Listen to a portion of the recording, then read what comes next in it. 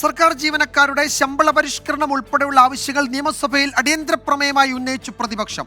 അടുത്ത ശമ്പള കമ്മീഷൻ വരേണ്ട സമയമായെന്നും ധനമന്ത്രി മിണ്ടുന്നില്ല എന്നും പ്രതിപക്ഷം കുറ്റപ്പെടുത്തി.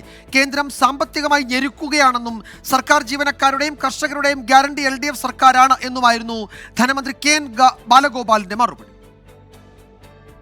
CP അനുകൂല സർവീസ് സംഘടന ജോയിന്റ് കൌൺസിൽ കൂടി പണിമുടക്കിൽ പങ്കെടുക്കുന്നതിനിടെയാണ് വിഷയം പ്രതിപക്ഷം സഭയിലെത്തിച്ചത്. അടിയന്തര പ്രമേയമായി വിഷയമുന്നയിച്ച PC വിഷ്ണുനാഥ് വാഴ്ത്തുപാട്ടിൽ മുഖ്യമന്ത്രിയെ പരിഹസിച്ച് രംഗത്തെത്തി.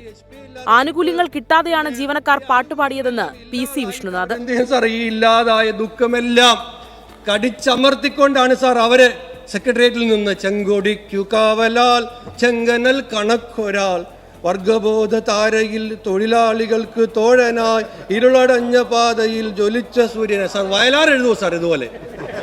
മുൻ UDF സർക്കാരുകളുടെ കാലത്തെ പ്രതിഷേധങ്ങൾ സൂചിപ്പിച്ചായിരുന്നു ധനമന്ത്രി KN ബാലഗോപാലിന്റെ പ്രതികരണം. ഭരണത്തിലുള്ളപ്പോഴും പ്രതിപക്ഷത്തായിരിക്കുമ്പോഴും LDFന് ഒറ്റ നിലപാടാണെന്നും KN ബാലഗോപാൽ.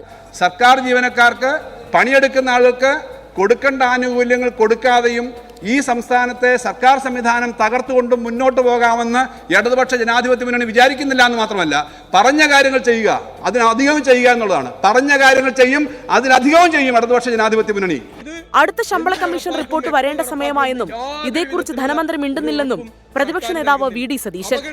PC വിഷ്ണുനാഥ് സൂചിപ്പിച്ച വാഴ്ത്തുപാട്ടിൽ മുഖ്യമന്ത്രിയോട് സതീശൻ പറഞ്ഞത് ഇങ്ങനെ: സാർ, ഞാൻ മുഖ്യമന്ത്രിയോട് പറയാനുള്ളത്, നമുക്കിങ്ങനെ പഴയ രാജകൊട്ടാരങ്ങളിൽ വിദൂഷകരുണ്ടായിരുന്നു ധാരാളം.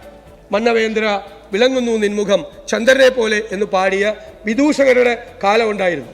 അങ്ങ് ഇതിലൊന്നും വീഴരുത്. അങ്ങേ പറ്റിക്കാൻ വേണ്ടിയിട്ട് ഇങ്ങനെ ഇവരെല്ലാം ഇങ്ങനെ വാഴ്ത്തുപാട്ടുമായിട്ട് വരിക. അടിയന്തര പ്രമേയത്തിന്മേലുള്ള ചർച്ചയ്ക്ക് അനുമതി നൽകാത്തതിനാൽ പ്രതിപക്ഷം സഭയിൽ നിന്നിറങ്ങിപ്പോയി. CPIയെ പ്രതിപക്ഷ നേതാവ് വാക്കൌട്ടിന് ക്ഷണിച്ചത് കൗതുകമായി.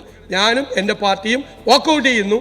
ഞാൻ ജോയിന്റ് കൗൺസിൽ കൂടി ഇന്ന് സമരം ചെയ്യുന്നതുകൊണ്ട് വാക്കൌട്ടിൽ പങ്കെടുക്കാൻ CP അംഗങ്ങളെ കൂടി ഞാൻ ക്ഷണിക്കുന്നു. 24 തിരുവനന്തപുരം.